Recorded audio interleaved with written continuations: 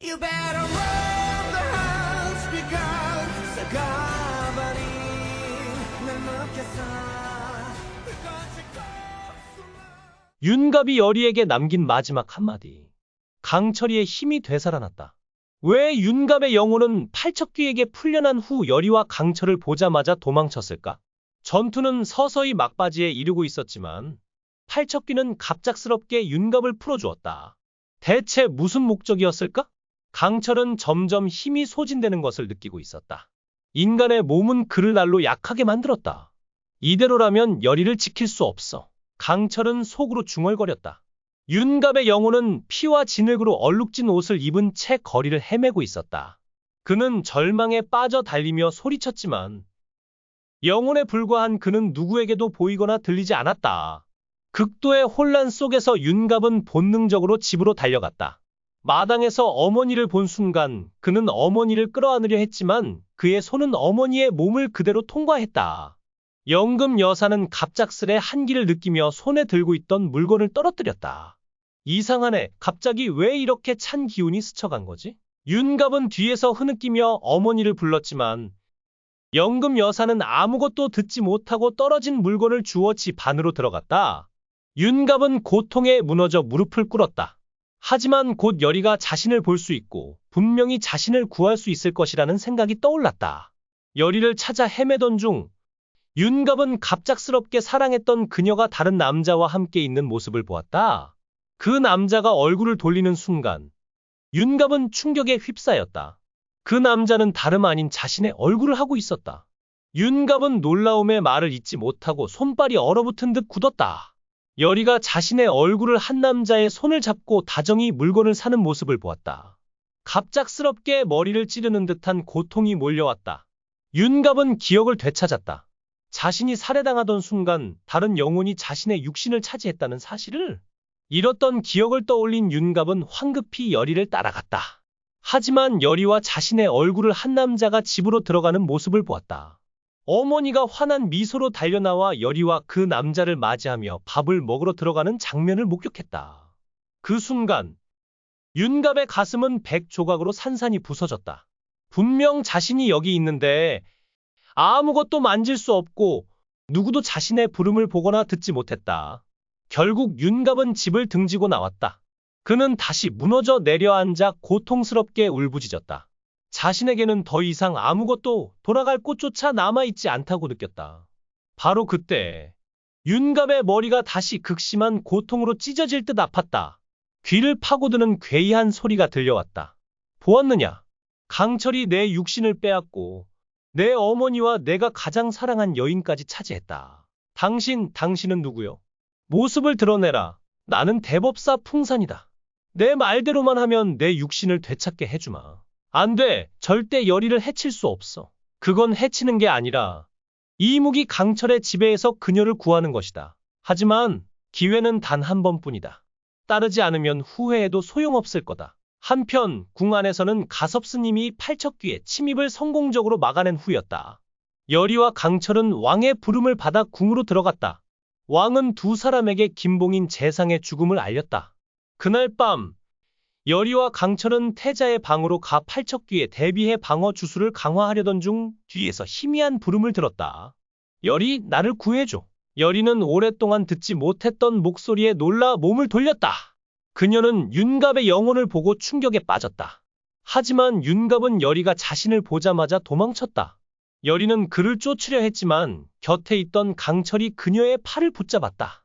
쫓아가지 마. 함정일 가능성이 있어. 그제야 여리는 정신을 차렸다. 그녀는 과거 팔척귀에게 속았던 일을 떠올렸다. 팔척귀는 윤갑의 영혼을 일부러 풀어 여리를 유인하려 했지만 강철이 이를 알아채고 막아선 것이었다. 여리와 강철은 태자의 방으로 향하는 길을 멈추고 서로를 바라보았다. 윤갑의 영혼이 나타난 충격은 여리의 마음을 뒤흔들었다. 그녀는 윤갑의 절망적인 눈빛을 잊을 수 없었다. 그 눈빛은 그녀가 사랑했던 과거의 윤갑이 아니었다. 두려움과 혼란으로 가득 찬 길을 잃은 영혼의 눈빛이었다. 강철, 정말 함정일까? 여리는 떨리는 목소리로 물었다. 그녀의 손은 여전히 강철의 팔을 붙잡고 있었다. 강철은 깊은 한숨을 내쉬며 고개를 저었다. 팔척귀는 교활해. 윤갑의 영혼을 이용해 널 유인하려는 거야. 하지만 그는 말을 멈추고 여리의 눈을 바라보았다. 내가 윤갑을 잊지 못하는 것도 알아. 여리의 눈동자가 흔들렸다. 그녀는 윤갑을 사랑했던 시간을 부정할 수 없었다. 하지만 지금 그녀 곁에 있는 것은 강철이었다. 그의 따뜻한 손길, 그의 희생, 그리고 그의 영혼이 그녀의 마음을 채우고 있었다. 강철, 난 너를... 여리는 말을 잇지 못하고 고개를 숙였다.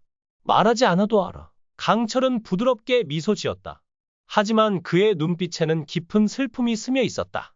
인간의 몸은 그를 점점 더 약하게 만들었다. 이무기의 기운은 서서히 소진되고 있었다. 그는 알고 있었다. 이 싸움이 끝나기 전에 그는 여리 곁을 떠나야 할지도 모른다는 것을. 그 순간 태자의 방에서 갑작스러운 굉음이 들렸다. 두 사람은 동시에 고개를 돌렸다. 방 안에서 뿜어져 나온 검은 안개가 문틈으로 새어나오고 있었다. 태자님, 여리는 외치며 문을 향해 달렸다. 강철이 그녀를 따라붙으며 손에서 금빛 기운을 뿜어냈다. 방 안은 이미 혼란의 도가니였다. 가섭스님은 염주를 굴리며 주문을 외우고 있었지만 그의 얼굴에는 피로가 역력했다. 태자는 구석에 웅크린 채 떨고 있었다. 방 한가운데에는 거대한 검은 그림자가 떠 있었다. 그것은 팔척귀가 아니었다. 더 깊고 더 강렬한 기운을 뿜어내는 존재였다. 풍산, 가섭스님이 낮은 목소리로 중얼거렸다. 그의 눈빛이 굳어졌다. 내가 이 모든 비극의 근원이었구나. 검은 그림자는 음산한 웃음을 터뜨렸다. 가섭, 오랜만이군. 아직도 부처의 가르침에 매달려 있나? 풍산의 목소리는 마치 뱀이 혀를 날르미는 듯 날카로웠다. 그의 형체는 점점 더 선명해지며 검은 도포를 입은 노인의 모습으로 변했다. 하지만 그의 눈은 붉게 타오르며 인간의 것이 아님을 드러냈다.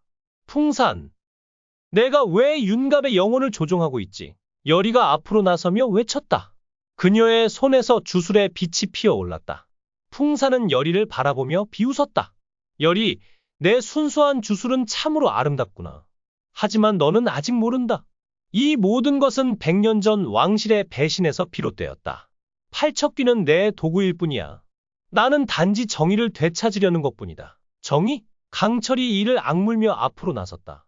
그의 등 뒤로 금빛 비늘이 반짝였다. 너는 원한을 부추기고 영혼들을 속박했을 뿐이다. 풍산의 웃음이 더 커졌다. 강철, 너는 이무기일 뿐이다. 인간의 몸에 갇힌 너는 이제 아무것도 할 수 없어. 윤갑의 영혼은 내가 되찾아줄 것이다. 그리고 그 몸은 다시 그의 것이 될 거야.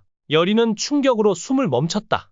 윤갑의 몸을 되찾게 한다고. 그녀는 강철을 바라보았다. 강철의 얼굴은 굳어 있었지만 그의 눈빛에는 단호함이 깃들어 있었다.